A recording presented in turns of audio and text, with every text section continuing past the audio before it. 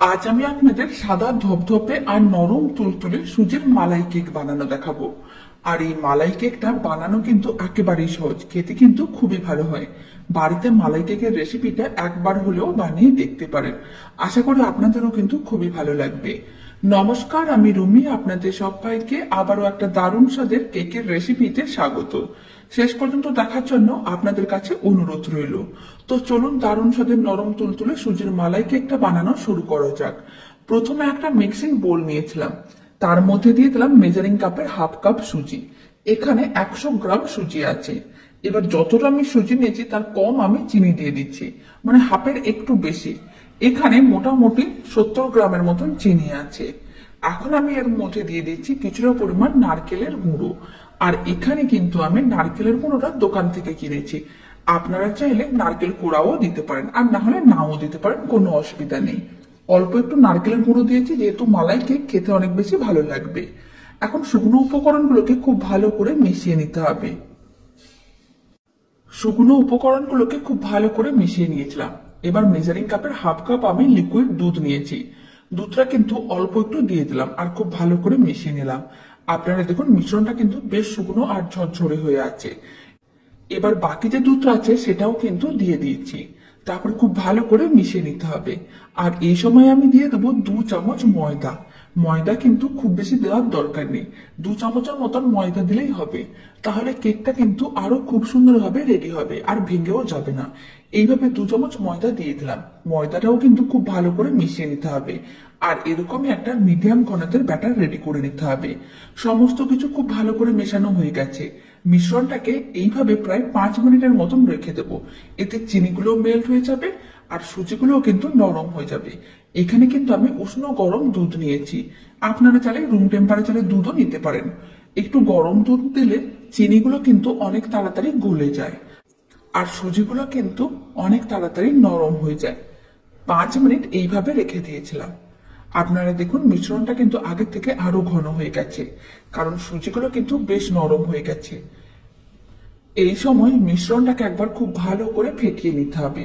সমস্ত কিছু খুব ভালো করে মেশানো হয়ে গেলে এবার মিশ্রণটির মধ্যে দিয়ে দিতে হবে হাফ চামচ বেকিং পাউডার। মেজারিং কাপের হাফ কাপ সুজি নিয়েছি, তাই আমি হাফ চামচ বেকিং পাউডার দিয়ে দিলাম। আর আমি দিয়ে দিচ্ছি 1 চিমটের একটু বেশি বেকিং সোডা। বেকিং সোডা কিন্তু খুব বেশি দেওয়ার দরকার নেই, অল্প একেবারে সামান্য পরিমাণ বেকিং সোডা দিতে হবে। আর হাফ চামচ বেকিং পাউডার দিয়েছি।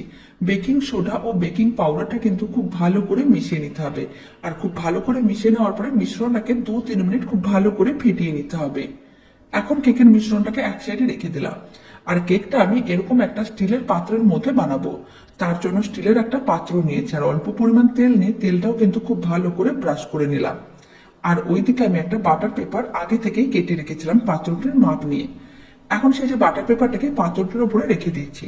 আর বাটার পেপারের উপরেও অল্প একটু তেল ব্রাশ করে নেবো, তাহলে কিন্তু কেকটা খুব সহজে ডিমোল্ড হয়ে যাবে।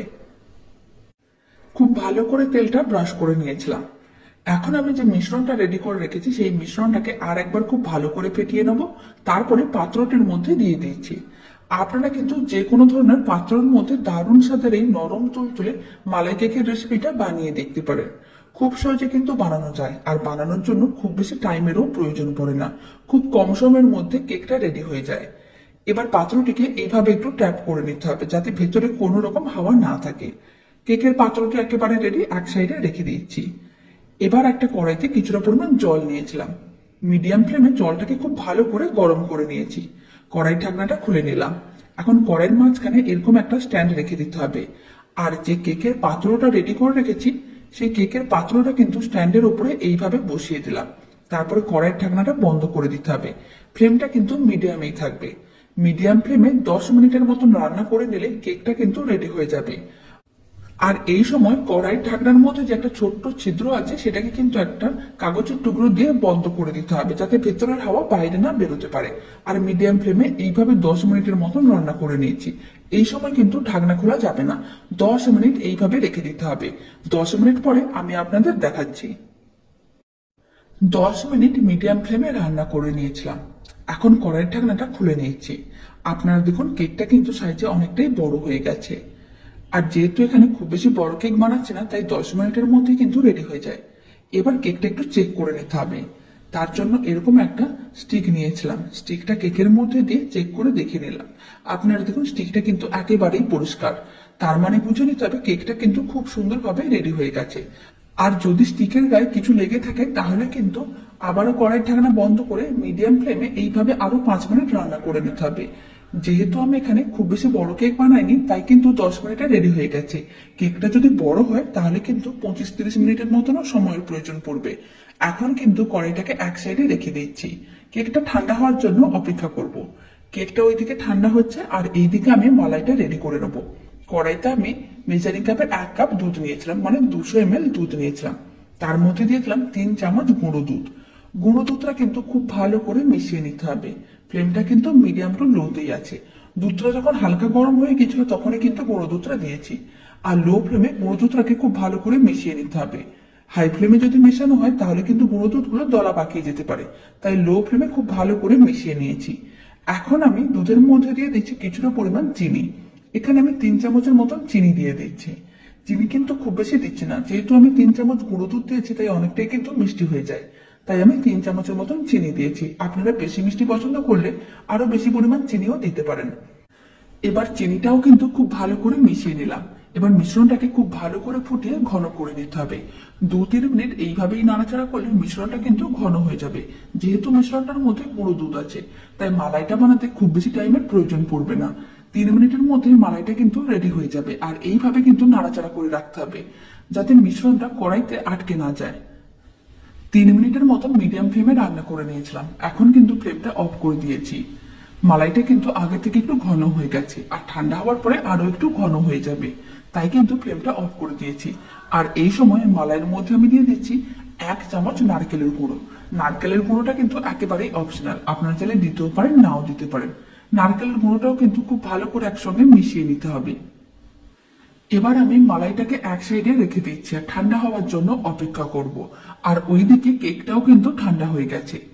এবার আমি কেকের পাত্রটা নিয়ে নিয়েছি আর এরকম একটা ছোট্ট হাতা নিয়ে নিতে হবে। আপনারা চাইলে ছুরি বা চামচও নিয়ে নিতে পারেন। তারপর সাইডগুলোকে এইভাবে একটু আলাদা করে নিতে হবে। আপনারা দেখুন খুব সহজে কিন্তু কেকটা আলাদা হয়ে গেল। এবার কিন্তু কেকটাকে একটু উল্টেও আমি আপনাদের দেখিয়ে দিচ্ছি আর বাটার পেপারটা তুলে নিতে হবে। খুব সুন্দরভাবে কেকটা কিন্তু রেডি হয়ে গেছে।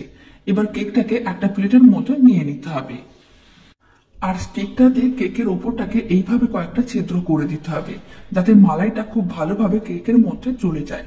তাহলে কেকটা খেতেও কিন্তু বেশ ভালো লাগবে। কেকের উপরে বেশ কয়েকটা কিন্তু ছিদ্র করে দিয়েছি। এবার আমি যে মালাইটা রেডি করে রেখেছিলাম সেই মালাইটাও কিন্তু আগে থেকে অনেকটাই ঠান্ডা হয়ে গেছে। এবার মালাইটা কেকের উপরে ছড়িয়ে দিতে হবে আর এইভাবে 10 মিনিটের মতন রেখে দিতে হবে যাতে কেকটা খুব ভালো করে মালাইটা সোক করে নেয়। তাহলে কেকটা কিন্তু অনেক বেশি নরম তুলতুলে হয়ে যাবে আর খেতে কিন্তু কেকটা অনেক বেশি ভালো হয়। আপনারা একবার হলেও বাড়িতে বানিয়ে দেখতে পারেন। আশা করি আপনারাও খুব সহজে বানিয়ে নিতে পারবেন আর খেতে তো খুবই ভালো হয়, বাড়িতে বানালেই বুঝতে পারবেন। মালাইটা খুব ভালো করে ছড়িয়ে দেওয়ার পরে এখন আমি সামান্য পরিমাণ পেস্তার গুঁড়ো কেকটার উপরে ছড়িয়ে দিচ্ছি। এতে কেকটা কিন্তু দেখতে বেশ ভালো লাগবে। অল্প একটু পেস্তার গুঁড়ো ছড়িয়ে দিলাম। আপনারা আপনাদের পছন্দ মতো যে কোনো ড্রাই ফ্রুটসের গুঁড়ো কিন্তু কেকটার উপরে ছড়িয়ে দিতে পারেন, এতে কেকটা দেখতে কিন্তু বেশ ভালো লাগবে। এবার মালাই কেকটা কেটেও দেখিয়ে দিচ্ছি ভেতরটা কেমন হয়েছে, কতটা নরম তুলতুলে আর স্পঞ্জি হয়েছে কেটে দেখালেই কিন্তু বোঝা যায়। তার জন্য আমি কেকটাকে এইভাবে কেটে নিলাম। আপনারা দেখলেই কিন্তু বুঝতে পারবেন যে কেকটার ভেতরটা কত সুন্দরভাবে রেডি হয়েছে। এবার মালাই কেকের ছোট্ট টুকরোটাকে একটা ছোট্ট প্লেটের মধ্যে সার্ভ করে নিয়েছি আর উপর থেকে আবারও কিছুটা পরিমাণ মালাই দিয়ে দিচ্ছি। এটি খেতে কিন্তু আরো বেশি ভালো লাগবে। যখন কেকটা এইভাবে সার্ভ করা হবে তখন অল্প একটু মালাই এইভাবে ছড়িয়ে দিতে হবে, তাহলে কিন্তু নরম তুলতুলে আর সাদা ধবধবে মালাই কেকটা খেতে কিন্তু আরো বেশি ভালো লাগবে। আর এই কেকের রেসিপিটা শেষ পর্যন্ত দেখার জন্য আপনাদের অসংখ্য ধন্যবাদ। বাড়িতে বানালে কমেন্ট বক্সে জানাতে একেবারেই ভুলবেন না খেয়ে আপনাদের কেমন লাগলো। রেসিপিটা ভালো লাগলে আপনারা যদি ফেসবুক থেকে দেখছেন পেজটিকে ফলো করে নেওয়ার অনুরোধ রইল, আর ইউটিউব থেকে দেখলে চ্যানেলটি সাবস্ক্রাইব করে নেওয়ার অনুরোধ রইল, আর পাশে থাকা বেল আইকনটি প্রেস করে নেবেন নতুন রেসিপিটা আপনি সবার আগে পাওয়ার জন্য। তো চলুন ভিডিওটা আমি এখানেই শেষ করছি। আপনারা সবাই ভালো থাকবেন, সুস্থ থাকবেন। আপনাদের সঙ্গে আবার নতুন রেসিপি নিয়ে দেখা হচ্ছে।